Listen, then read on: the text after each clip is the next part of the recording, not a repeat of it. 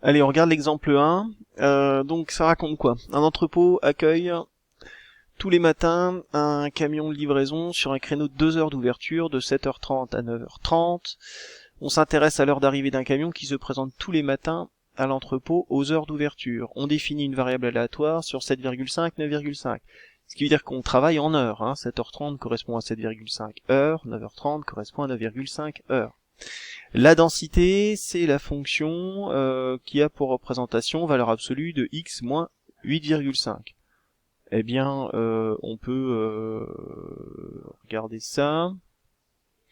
Je vous ai représenté la courbe ici, on voit à quoi ça va ressembler, et on travaille, nous, entre 7,5 et 9,5. Donc sur cette partie-là de la courbe.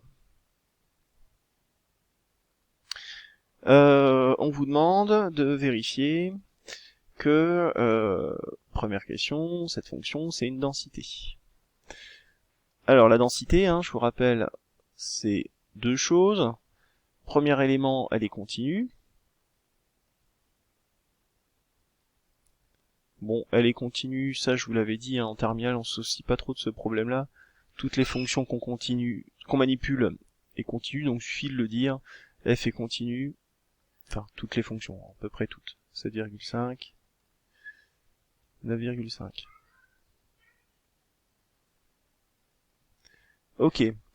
Deuxième chose sur la densité, il faut démontrer que f elle est positive.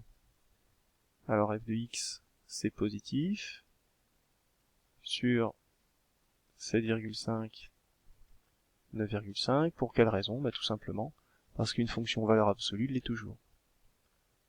Car valeur absolue de x c'est strictement positif ou nul pour x appartenant à R. Donc on a la quantité, on a la positivité, il nous reste à vérifier que l'intégrale sur l'intervalle sur lequel je travaille, 7,5, 9,5, de ma fonction est égale à 1. Alors tiens, on va le vérifier par le calcul, et puis on fera le calcul ensemble.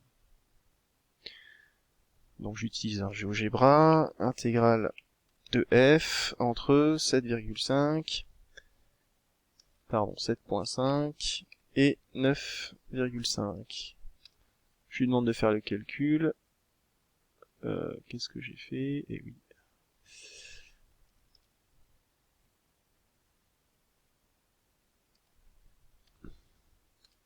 Voilà, c'est mieux. Et on voit bien que l'intégrale, ça va être 1.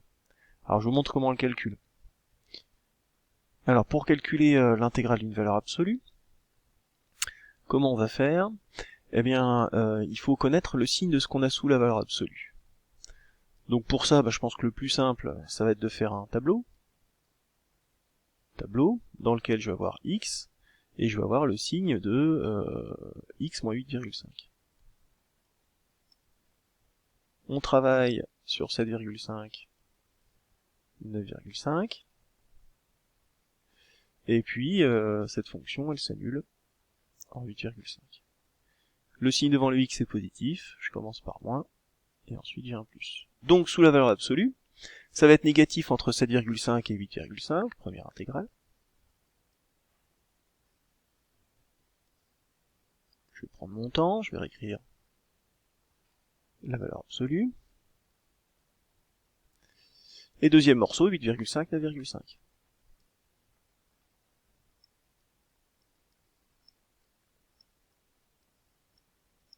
Ok. Sur cet intervalle-là, c'est négatif. La valeur absolue, je vais vous réécrire ici. La valeur absolue de x, qu'est-ce que c'est? C'est x. Si x est positif, et c'est moins x, sinon. Du coup, eh bien, sur 7,5, 8,5, c'est négatif, il y a un moins qui apparaît.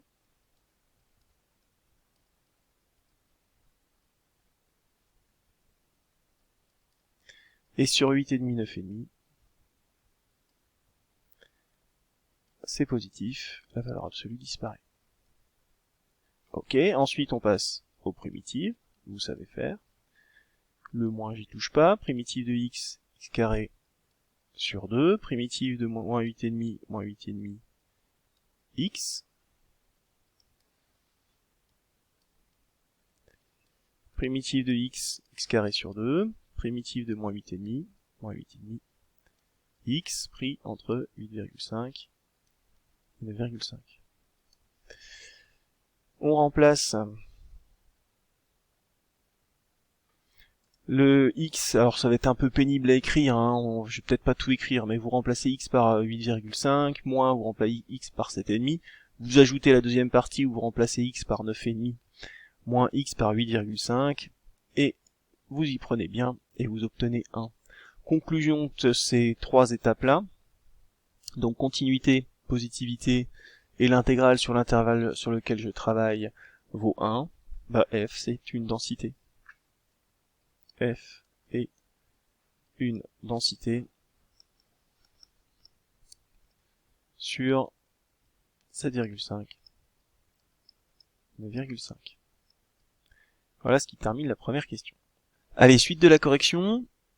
Donc là, je vous demande de calculer la probabilité que le camion arrive entre 8h12 et 8h36. Alors, première remarque, votre variable aléatoire, elle est exprimée en heures. Là, on a des heures minutes, donc il faut d'abord convertir vos heures minutes en heures.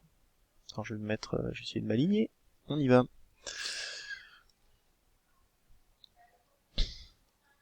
« 8h12 ».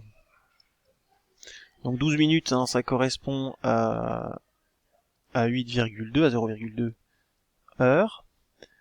On a l'autre horaire que j'ai déjà oublié, qui est 8h36.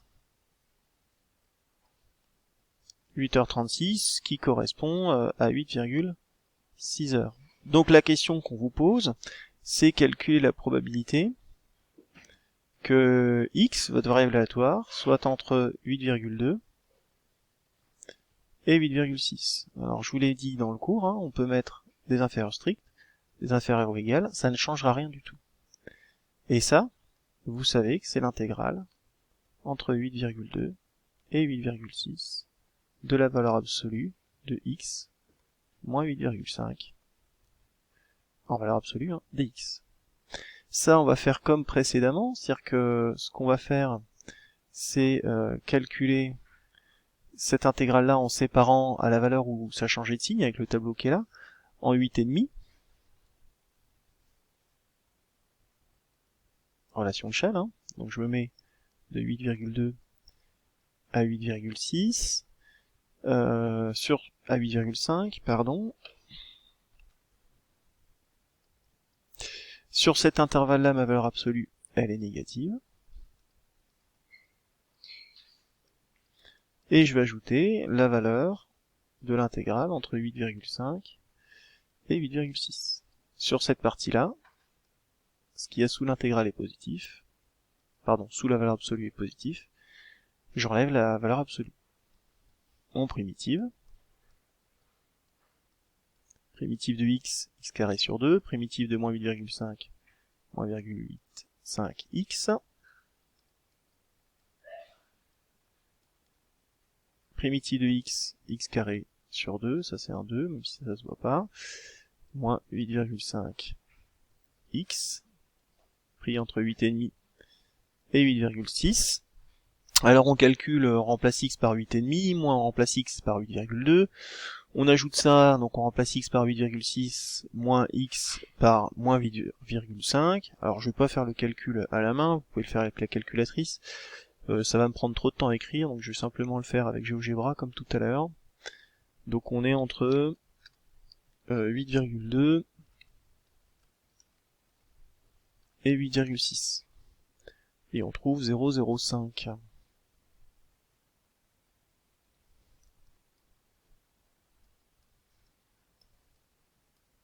Voilà, donc on a une probabilité d'arriver, qu'un camion arrive entre 8h12 et 8h36 de 0,05, donc 5% de chance d'arriver. On regarde la dernière question. Déterminer la probabilité que le camion arrive à 8h. Donc cette question-là, Elle va se traduire de cette manière-là. Probabilité que x soit égal à 8. Et ça, vous savez que ça fait 0. Je vous l'avais dit quand on a fait la définition dans la vidéo précédente. La probabilité quand on est sur des variables aléatoires continues, sur un intervalle, la probabilité d'être égal à un nombre, c'est 0, puisque c'est une surface, et ici c'est la surface d'un trait. Du coup, cette question, c'est uniquement ça à écrire. Prêtez que x soit égal à 8, ça vaut 0.